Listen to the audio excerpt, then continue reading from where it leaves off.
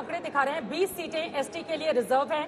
BJP plus ने 18 पर 2018 में जीत हासिल की थी। बीजेपी ने 10 सीटें जीती थी। आज के ये आंकड़ा है, अगर आप देखें 8 पर बीजेपी लीड कर रही है, लेफ्ट प्लस 4 पर और टीपरा मोथा 6 सीटों पर। संजय जी, बिल्कुल आदिवासी वोटरों के बीच में डिवीजन हुआ है और एक डिवीजन मुझे बहुत साफ दिखाई पड़ रहा है, वो यंग एंड ओल्ड का है। यंग वोटर टिपरा मोथा की तरफ दिखाई पड़ते हैं और जो एल्डरली वोटर हैं उनका कनेक्ट बीजेपी और प्रधानमंत्री मोदी के लिए जो अट्रैक्शन था बहुत साफ दिखाई पड़ता था। आधे आधे बटे हुए मुझे दिखाई पड़ते। गुजरात में भी देखा था कौशिक कि जो ट्राइबल एरियाज जहां पर मतलब जो दशक तक कांग्रेस ने जो सीटें नहीं हारी थी वो भी बीजेपी ने छिटक ली। क्या पीएम का एक तो एक्ट ईस्ट फॉर्मूला जो उनकी पॉलिसी है पूरी, दूसरा वो ट्राइबल एरियाज इन तमाम जगहों पर फोकस कर रहे हैं, वो विश्वास वो जीत पा रहे हैं। ये आंकड़ा बता रहा है, ये देखिए एसटी वाली सीटों का हम दिखा रहे हैं, वो आगे है, टिपरा मोथा से भी आगे है। बिल्कुल सही बात है।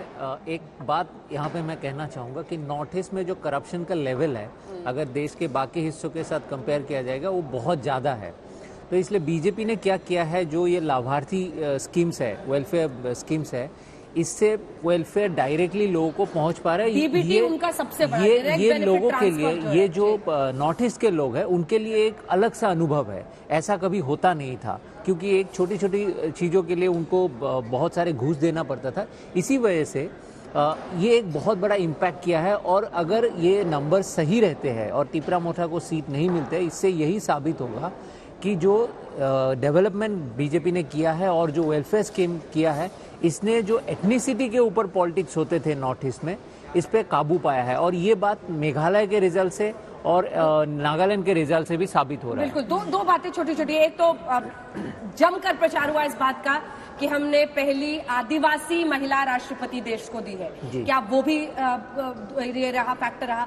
और ये टीएमपी का आना कई बार मतलब ऐसा समझ, सीट्स बाद में देखेंगे, क्या फायदा ही कर गया?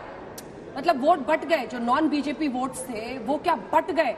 तभी इस तरह का मैंडेट हम देखते हैं 40 सीटों। नहीं, मोथा का आना तो बिल्कुल सही बात है कि वोट बट गए, क्योंकि एक तरह से जैसे मोथा ने ये ट्राइबल सेंटीमेंट का बात उठाया, अलग स्टेट डिमांड किया, तो 70% बंगाली वोट्स वो कंसोलिडेट हो गए।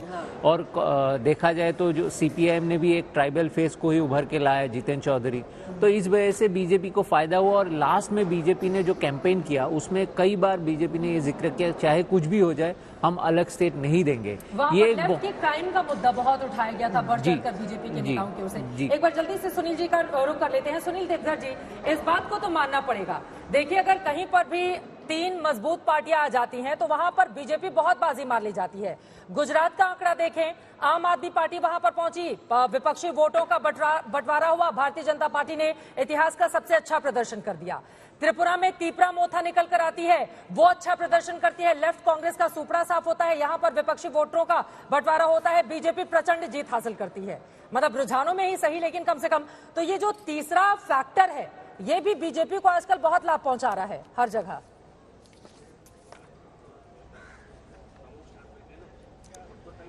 देखिए, त्रिपुरा में ये तीसरा फैक्टर जो ट्राइबल बेल्ट है उसके लिए ये इसलिए सत्य नहीं है क्योंकि कांग्रेस पहले भी कभी ट्राइबल्स में नहीं थी और सीपीएम 2018 में ही ट्राइबल बेल्ट से उखड़ चुकी थी, खत्म हो चुकी थी। आईपीएफटी के वोट्स जो है वो मथा ले रहा है, तो आईपीएफटी आज भी हमारे साथ है, अलायंस है, तो इसलिए ये 3 जगह बट रहे हैं। ये जो ट्राइबल बेल्ट के लिए ये सत्य नहीं है। और जैसे मैंने आपको बताया कि ऑलरेडी कांग्रेस और सीपीएम में आपस में जो रंजिश रही लगभग 70 वर्ष, तो रंजिश के कारण इनके वोट ट्रांसफर नहीं हुए, तो इसलिए बहुत ज्यादा वोट ऑफ डिवीजन से भारतीय जनता पार्टी जीत रही है। ये उतना सत्य नहीं है जैसे एक राजनीतिक विशेषज्ञ ने बताया कि वहां पर जो लाभार्थियों को लाभ मिला है वही एकमात्र फैक्टर है, गुड गवर्नेंस का फैक्टर है। आप अगर 5 साल पहले की अगर त्रिपुरा की स्थिति देखेंगे तो लाभार्थियों को योजना बिना कमीशन के मिलती नहीं थी और सिलेक्टेड लोगों को मिलती थी जो सीपीएम का झंडा उठाते थे। अब ये सारा खत्म हो गया है, जो सिंडिकेट राज था त्रिपुरा का वो खत्म हो गया है और there is a relief to the Tripura people. ठीक है, पिछली बार 18 सीटें जिसमें से 10 बीजेपी ने अपने दम पर जीता था। एससी वाली सीटें फिर से दिखा दें क्योंकि अभी तक के रुझान यही बता रहे हैं कि आप 8 पर हैं बीजेपी प्लस में, मतलब आईपीएफटी प्लस बीजेपी 8 पर ही है। तो ये पिछली बार से तो स्केल डाउन ही कहलाएगा। क्योंकि अगर टिपरा मोटा ने आपको लिया है 6 सीटें और 4 लेफ्ट कांग्रेस की तरफ जा रही हैं, तो पिछली बार से तो स्केल डाउन ही होता हुआ दिख रहा है कौशिक। पिछली बार से कम है। इस बार बीजेपी ने 15 सीट में कॉन्टेस्ट किया था 20 में से, और टिपरा आईपीएफटी को 5 सीट दिया गया था। लेकिन टिपरा मोटा की जो इमोशनल कनेक्ट थे, जितना उत्थान हमने देखा, जितना पॉपुलैरिटी वहाँ के राजा खुद लीड कर रहे थे, इसके बावजूद अगर बीजेपी वहाँ पे 6-7 ये आईपीएफटी बीजेपी कॉम्बिनेशन 6-7 सीट जीत रहे, तो ये उनके लिए तो बहुत सक्सेस की बात है। क्योंकि जो कैंपेन चलाया प्रद्युत माणिक्य देबबर्मा ने, राजा ने, और जो इमोशनल कनेक्ट हमने देखा लोगों में, इसके बावजूद ये परफॉर्मेंस देना, ये बीजेपी के लिए बहुत अच्छी बात है। कितनी सीटें जीत कर ला पाते हैं वो देखा आपने।